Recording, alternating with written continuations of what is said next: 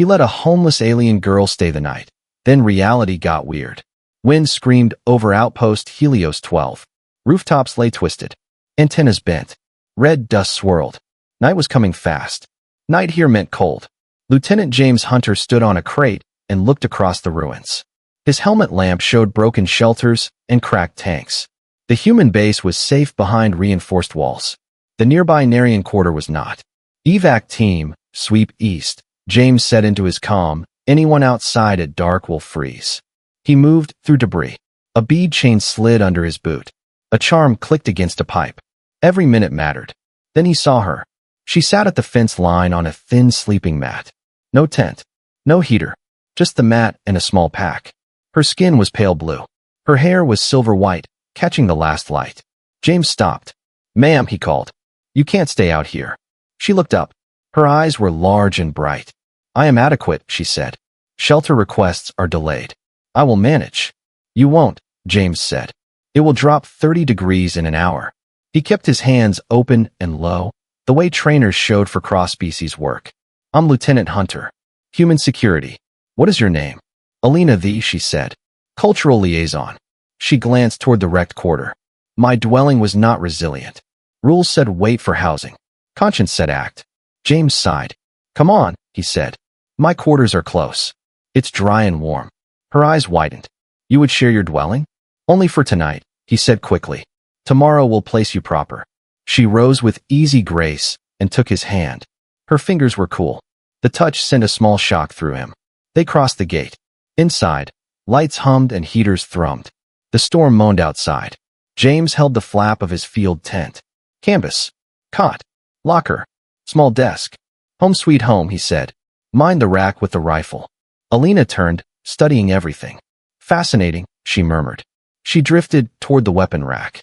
Such direct design. Please don't touch, James said. Safety rules.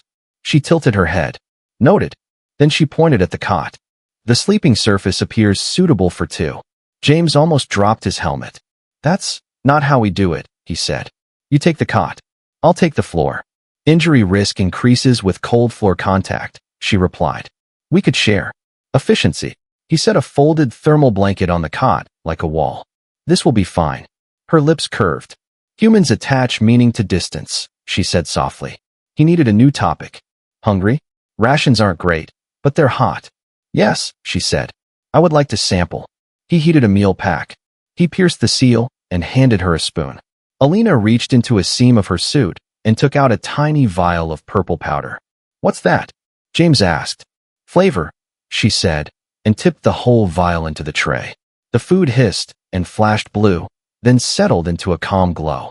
James stared. He thought of health protocols. He thought of her waiting eyes. He took a small bite. He blinked. That's actually good. Alina's eyes brightened. Your nutrient paste lacks certain notes. I added them. They ate while the wind pawed at the tent. The space felt small. Their voices were low. She asked about human cities. He asked about Narian songs. She spoke of twin moons and bridges grown from stone. The base alarm cut the quiet in half. Perimeter breach, the comm barked. Not a drill. All units to stations. James grabbed his rifle. Lock this flap behind me, he told her. Open for me only. He paused. I'll be back. Lieutenant Hunter, she said. Be careful. The enemy you expect may not be the one you meet. What does that mean, he asked. She did not answer. Another alarm rose, closer now. James pushed through the flap into the cold night, heart hammering. As he ran, he glanced back once and saw Alina's shadow, still and bright against the canvas. Then the dark swallowed everything but the path ahead. The storm had passed, but the night carried a sharp edge. Outside, the desert hummed like something alive, restless under the twin moons. Inside Lieutenant James Hunter's tent, the silence felt heavier than armor. Alina sat cross-legged on the cot, turning a ration spoon in her fingers as though studying an alien artifact. Her silver hair glimmered in the lamplight, each strand catching gold reflections. James peeled off his gloves and rubbed at his temples. You should rest, he said. Tomorrow will be busy, repairs, reports, all that. I do not require much rest, she answered. Your atmosphere contains a higher oxygen ratio. My body converts energy efficiently. He gave a dry laugh. Great. You'll fit right in with the sleepless crew. She watched him, curious. You speak in jest to reduce tension. That obvious? Yes. Your heart rate is elevated. She tilted her head, eyes glowing faintly. Are you uneasy because of me? He looked away. You're just different. Not bad different. Just new. A small smile touched her lips. Difference is the beginning of learning. The heater whined, throwing out another wave of dry warmth. James checked the power cell. Enough charge till morning. When he turned back, Alina was inspecting his field data pad. Her fingers hovered above the screen, but never touched. Curious creature, he muttered. That's military property. She glanced up, unoffended. You catalog every movement, every storm, every wound. Humans fear forgetting. He sat on the footlocker, boots squeaking. And Narians don't. We sing our records, she said softly. Songs remember longer than machines. Her tone carried something ancient, sad, maybe proud. For the first time since the chaos outside, James felt calm. The tent light flickered, throwing their shadows across the canvas wall. Then a faint sound came, soft clicking, like tiny stones against metal. Both turned toward the flap. The wind was still, yet something moved out there. James grabbed his rifle and mouthed a quiet order. Stay back. He slipped outside, scanned the perimeter, and found only drifting dust. Sensors blinked green, no movement detected. But he knew the sound hadn't been the storm. When he re-entered, Alina was standing. The wind carried a warning, she said. He frowned. You believe the wind talks? In ways machines cannot measure, she replied. The desert remembers every step. Yeah, well, let's hope it forgets mine. She studied him again. Humor to hide fear. Habit, he said. Keeps soldiers sane. Alina lowered herself back to the cot. May I ask a question? Shoot. Why did you invite me in? James hesitated. He thought of protocol, then discarded it. Because I saw someone about to freeze, and I couldn't walk away. That's simple. She seemed to absorb the words slowly. Most beings calculate benefit before compassion. We're stubborn that way. A silence settled. Outside, lightning still flared behind far-off clouds. Alina traced a faint line on her wrist, glowing veins under translucent skin. On my world, she said, we have a phrase. Those who light warmth in another's cold will never walk blind. Perhaps that is you, James Hunter. He looked at her and almost smiled. You talk like a poet. I am a scientist, she replied. But sometimes truth hides in poetry. Before he could answer, his comm unit crackled. A broken voice from command. Lieutenant Hunter, report. Motion sensors south perimeter. Unknown signals. He met Alina's gaze. Looks like round 2. May I assist? She asked, already rising. Negative. You stay here. But her expression hardened, a quiet defiance beneath the gentleness. If the signals are what I suspect, you will need me. James slung the rifle and paused at the door flap. And what do you suspect? Her answer was soft, almost a whisper. That the storm wasn't nature's doing. Someone called it here. He blinked. That's impossible. Alina's eyes shimmered, reflecting the lamp light like liquid stars. Nothing is impossible. Only undiscovered. James stepped into the cold again, pulse pounding. Somewhere in the dark, dust whispered and metal echoed. Inside, the alien girl watched him vanish into the night. Her expression unreadable, her fingers tracing invisible symbols in the air, as if setting something in motion. The night wasn't over. It was only changing shape. The night had grown quieter, but not peaceful. It was the kind of silence that waited for something to happen. Lieutenant James Hunter moved cautiously along the base's southern perimeter, boots sinking into red dust. The storm clouds had drifted east, leaving behind a faint electric smell. His visor scanned the darkness for movement, nothing but static. Yet his instincts screamed that something was out there. Perimeter's clear, he reported into the comm, though he didn't believe it. The response crackled with interference. Copy. Check. Sensors show unknown heat signatures inside the fence. Inside. That meant something, or someone, had already breached security. James's pulse quickened. He moved toward the generator station, rifle raised. The flickering floodlights painted the compound in pulses of white and shadow. Then he froze. A figure stood near the power conduit, tall, slender, unmoving. For 1/10 second he thought it was another soldier. Then the light caught on skin that shimmered blue. Alina, he hissed. The figure turned. It was her. What the hell are you doing out here? He demanded, lowering his weapon slightly. I told you to stay in the tent. Her expression was calm, almost too calm. I detected the signal source, she said. It's not random interference. It's a pattern. 3 long pulses, 1 short. A distress code. James frowned. You're saying someone is sending a signal from inside the base? Yes, she said. And it's not human. Before he could question her, a blinding flash split the sky. The ground trembled. The power grid flickered and died, plunging the outpost into near darkness. From the far side of the base came the sound of metal tearing and alarms blaring. Vortex attack, shouted a voice over the comms. They're inside the compound. James swung his rifle toward the noise. Energy bolts ripped through the night, leaving bright streaks in the air. Soldiers shouted orders. Chaos. Get to cover, he barked, grabbing Alina's wrist and pulling her behind a supply crate. Sparks rained from a burning turret nearby.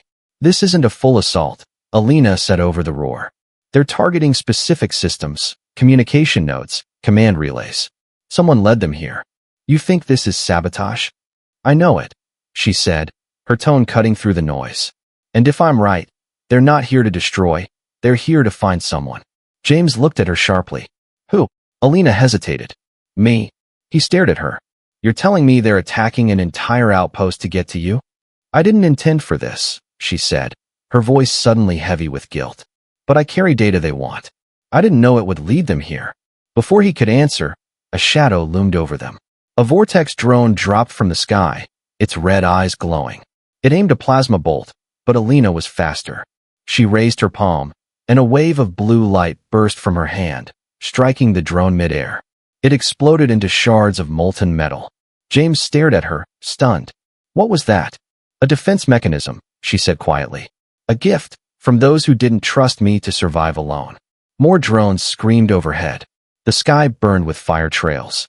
James loaded a new charge into his rifle. We can't stay here. Command will be overrun if they cut comms. Alina looked toward the mountains in the distance, her glowing eyes reflecting the chaos. They're not here for the command center, she said. They're tracing the signal. And the source is deeper, under your base. James blinked. There's nothing under this base but rock. She shook her head. No, Lieutenant. There's something buried here. Something your people never found. But they did. Another explosion thundered nearby, shaking the ground.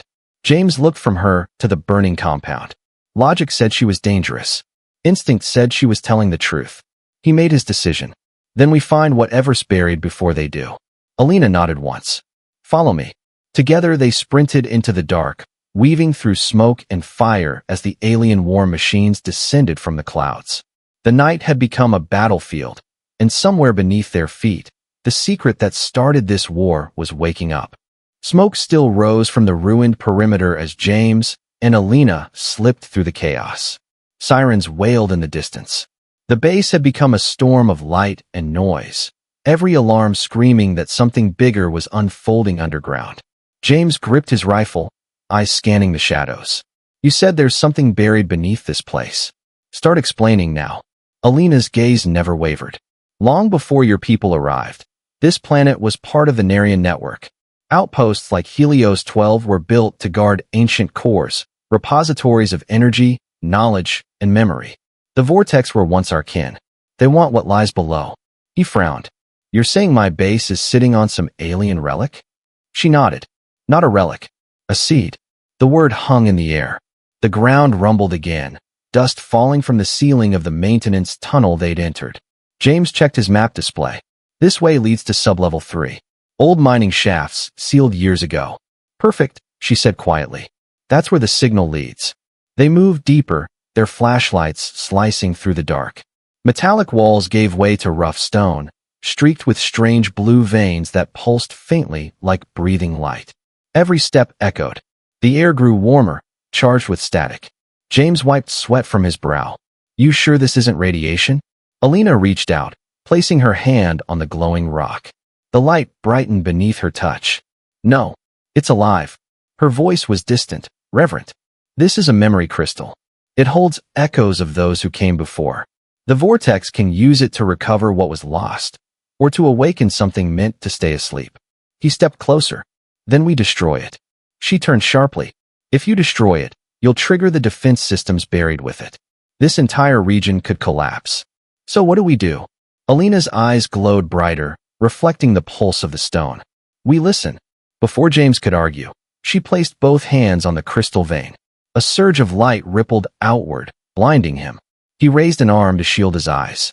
When the glow faded, Alina stood perfectly still, her expression locked between awe and pain. "Alina," he shouted. Her voice came back layered, like 1,000 echoes. "They remember." Who remembers? The first ones. The ones who made us.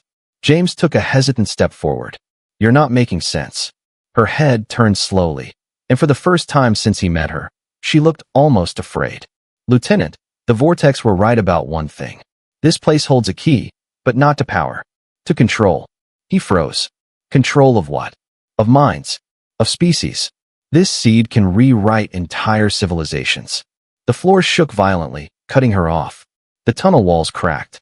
From behind them came the screech of metal, drones entering the shaft. "They found us," James said. "Move." They ran, weaving through the collapsing tunnel. Alina guided him by instinct, her hand glowing faintly in the dark. A plasma bolt grazed James's shoulder, burning through the armor. He stumbled, pain flaring, but Alina grabbed him, pulling him forward. At last they burst into a massive underground chamber. In the center stood a giant structure, smooth, black, humming with power.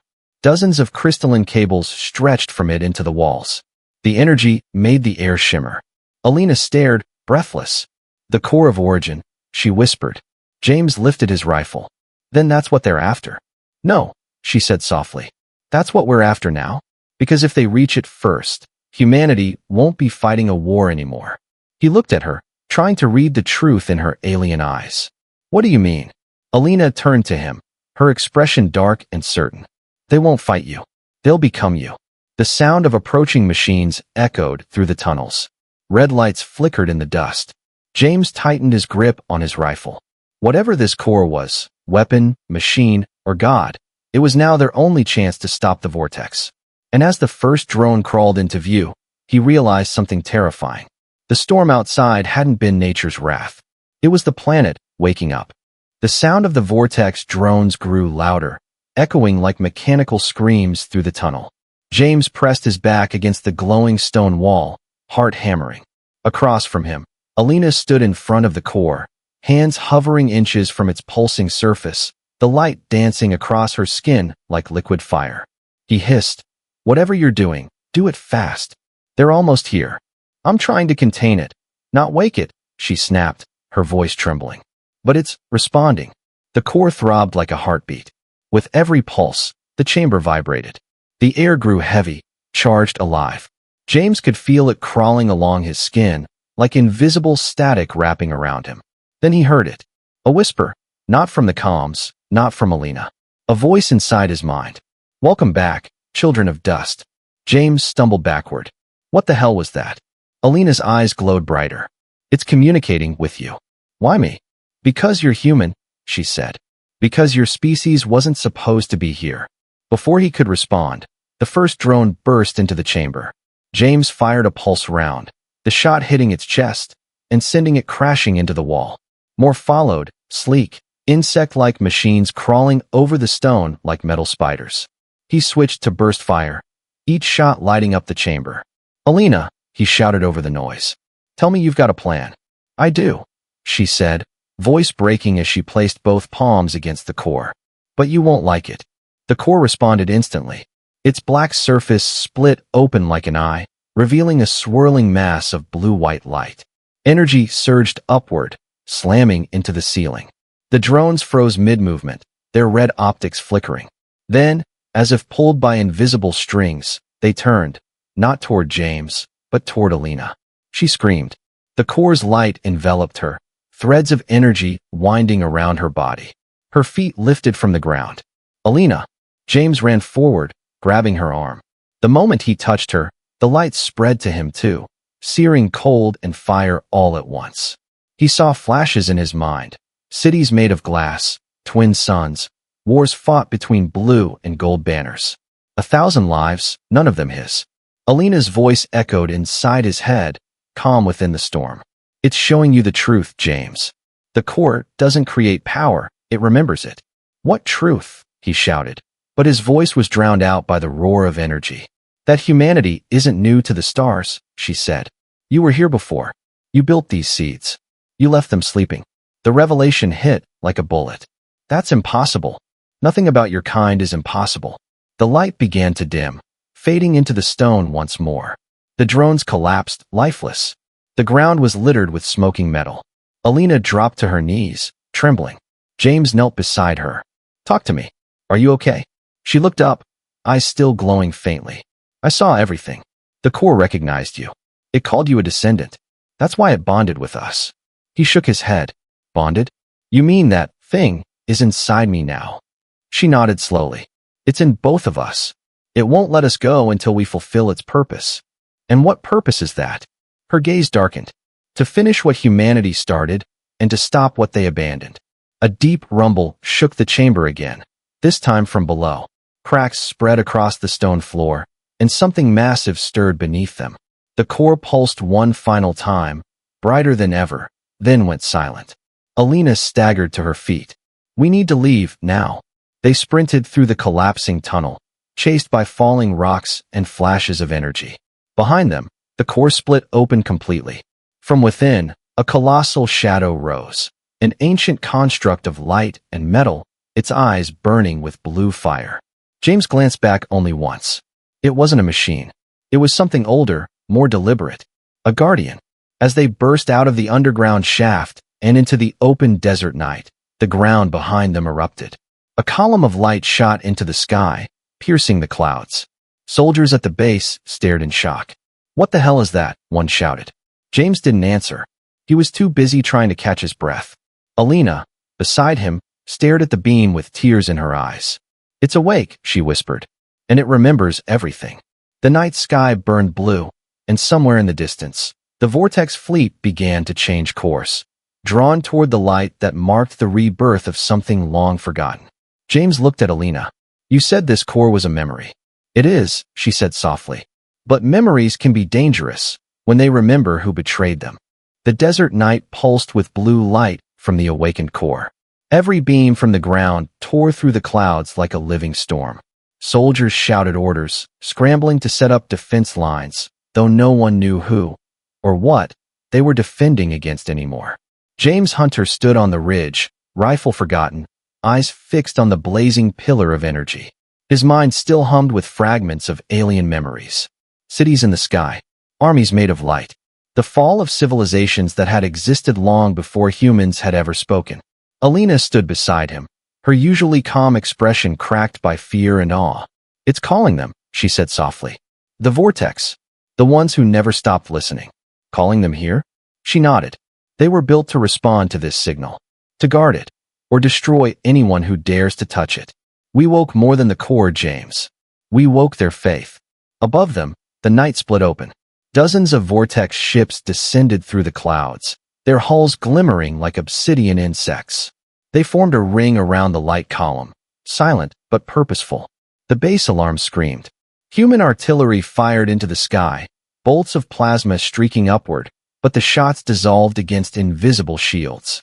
The Vortex fleet didn't fire back. They were not attacking. They were waiting. James clenched his fists. They're not killing us. What? Alina's voice trembled. Because they don't need to. The core has already chosen. He turned to her. Chosen what? Chosen you. Before he could speak, his comm crackled with the voice of Captain Mora. Lieutenant Hunter, fall back to command. The aliens are holding fire, but something's interfering with our systems. You've got to shut that thing down. James looked at Alina. Can you? She shook her head. I can't shut it down, but I can speak to it. I can ask. Then do it. She stepped toward the light, wind whipping her hair around her face.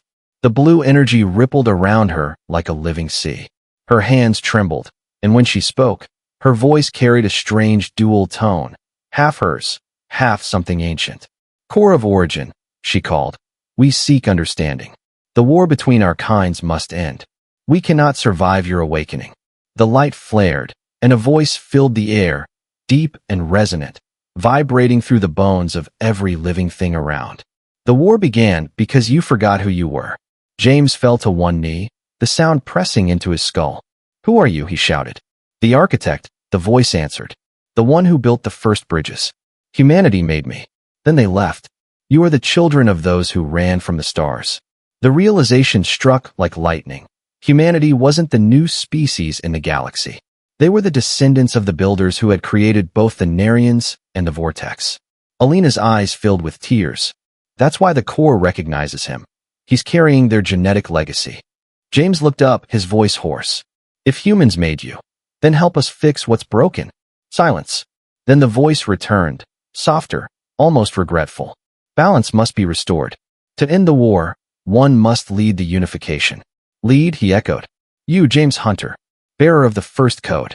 You must bring the divided species together, or the core will complete the cycle and begin anew. Alina turned toward him, her face pale under the flickering light. If you fail, it will wipe everything. Reset the world.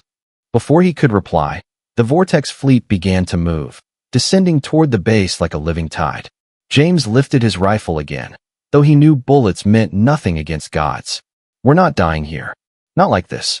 He reached for Alina's hand. She hesitated, then took it. Their palms met, the same electric pulse sparking between them as when they first touched days ago. The core reacted instantly, its light wrapping around them both, merging their silhouettes into one blazing shape. The storm howled louder. The vortex ships froze midair, their movements suspended. Alina's voice was in his mind again, calm and clear. The core is linking us. Whatever you decide now, it will listen. James closed his eyes. Memories, his, hers, and thousands of others, spun together. Humans building worlds. Narians crafting harmony. Vortex shaping war. All fragments of the same story. He tightened his grip on her hand. Then tell it this. Humanity didn't come back to destroy. We came back to finish what we started. The core answered with a blinding flash that reached the heavens. Every system across the base shut down. The vortex fleet froze completely, hanging like dark statues in the air. Then, slowly, they began to turn their weapons away. The sky cleared. The wind softened. When the light faded, James and Alina were standing alone on the ridge. The core had gone silent once more, its energy buried beneath the sand. But something had changed. The war was over, at least for now. The machines in the sky had bowed to a new command, one given not by power, but by unity. Alina looked at him, eyes glowing faintly. You spoke, and it listened. James exhaled, lowering his weapon. Let's hope it keeps listening. Above them, the stars flickered, no longer distant or cold, but alive, as if they, too, were watching. Dawn crept across the red desert like a slow breath after chaos. The night's storm was gone, replaced by silence so deep it felt sacred. The blue column of light from the core had vanished, leaving only a faint glow where the sand had fused into glass. Above, the vortex fleet still hung motionless, massive shadows frozen against the morning sky, awaiting orders from something greater than war. Lieutenant James Hunter stood at the edge of the ridge, helmet off, dust streaking his face. The battle was over, but the weight on his chest hadn't lifted. He had seen too much, felt too much. He wasn't just a soldier anymore. He was a message carved into flesh, a voice chosen by something older than humanity itself. Behind him, Alina approached quietly. Her usual grace was slower now, like every movement cost her effort. The glow in her eyes had dimmed to a faint shimmer, soft, but still otherworldly. It's over, she said, her voice almost breaking. The vortex have stopped transmitting. They're waiting for new directives, from you. James turned, disbelief flickering across his face. From me? I'm no commander. I just try not to die. The core recognized you as a bridge, she said simply. And now the vortex do too. They felt your resolve when you spoke. It changed them. He looked up at the dark fleet hanging like suspended thunderclouds. And if I stop talking? They'll wait, she replied. Forever, if they must. Silence hung between them. Then the ground trembled lightly. A gentle vibration that came not from destruction this time, but renewal. The fused sand cracked, revealing small sprouts of glowing crystal pushing upward, humming softly. The core's energy was seeding the land, reshaping it. It's rebuilding, Alina whispered. Not a weapon, a garden. James crouched beside the crystal growths. You mean this planet could become alive again? Yes, she said. The first ones built the cores to heal worlds, not to rule them. We just kept turning their gifts into weapons. He stared at the newborn light beneath his hand and felt something stir in him. Hope, maybe. Humanity had always chased survival through domination. But this was creation. A voice echoed faintly inside his mind, the same ancient timbre that had once filled the skies. The bridge stands. The war ends when understanding begins. He glanced at Alina, who was smiling faintly despite exhaustion. Guess we passed the test, he said. Or maybe it's just begun, she replied. Down in the base, soldiers emerged slowly from their shelters, blinking at the strange calm. Captain Mora approached them, still limping from the blast that had torn through command hours ago. Lieutenant, she called out, whatever you did, it worked. They're not attacking. In fact, some of them are landing. Landing? James repeated, stunned. They're not hostile, Morris said. They are surrendering. In the distance, vortex ships descended like black petals falling from the sky. Hatchways opened, and towering figures stepped out, unarmed, cautious, watching the humans with the same fear mirrored in their multifaceted eyes. For a moment, nobody moved. Then Alina stepped forward, shoulders squared, her hand raised in the ancient Narian gesture of peace. One of the vortex soldiers mimicked the motion, clicking its mandibles softly. That single sound, the alien equivalent of a bow, broke centuries of silence. James exhaled slowly. You just ended a galactic war with a wave. No, Alina said softly. We did. Humanity reminded them of what they used to be. Captain Mora looked between them. Command's going to want answers, Lieutenant. About this core, about her, about whatever you've become. James met her gaze. Then tell them the truth, that humanity didn't conquer the stars today. We earned them back. Alina's hand brushed his arm, grounding him. What will you do now, she asked. He looked at the horizon where light met dust, where the wreckage of war had begun to bloom with strange new life. Maybe it's time we stop building walls and start building bridges. She smiled, a real one this time. Then I'll walk that bridge with you. The rising sun cut across the desert, catching the shimmer of the growing crystals and painting everything gold and blue, the colors of both their worlds. The vortex fleet tilted in unison, a silent salute. For the first time in centuries, three species stood beneath the same sky, no longer enemies, but echoes of the same creation, finally remembering who they were. And as James Hunter watched the dawn rise over the healed world, he realized the war hadn't ended in victory or surrender. It had ended in understanding. The greatest power humanity had ever carried across the stars.